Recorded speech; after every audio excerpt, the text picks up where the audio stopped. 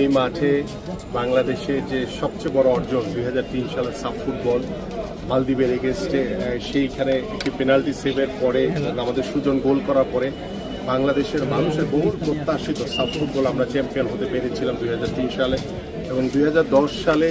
আমরা sub games SA games champion হয়েছিলাম, gold medal পেয়েছিলাম। এই স্মৃতি আসলে একটি অন্যরকম একটি অনুভূতি, যেটা ভাষায় প্রকাশ করা যাবে না। যে দীর্ঘদিন পরে বাংলাদেশ ফুটবল টিমের একটি প্র্যাকটিস সেশনে এসেছি, দেখলাম আজকে হামজা চৌধুরীর সাথে পরিচয় হলো, ফাহমিদুলের সাথে পরিচয় হলো,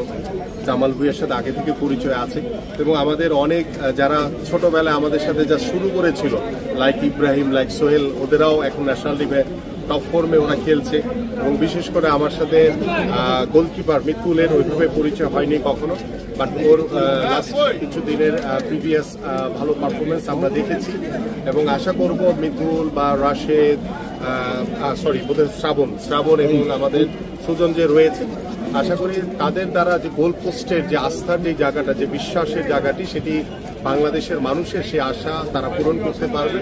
এবং হামজা চৌধুরীর খেলা আমরা ইন্ডিয়ার এগেন্স্টে দেখেছি যে সে একাই কিভাবে চীনের প্রাচীরের মতো দলকে রক্ষা করেছে।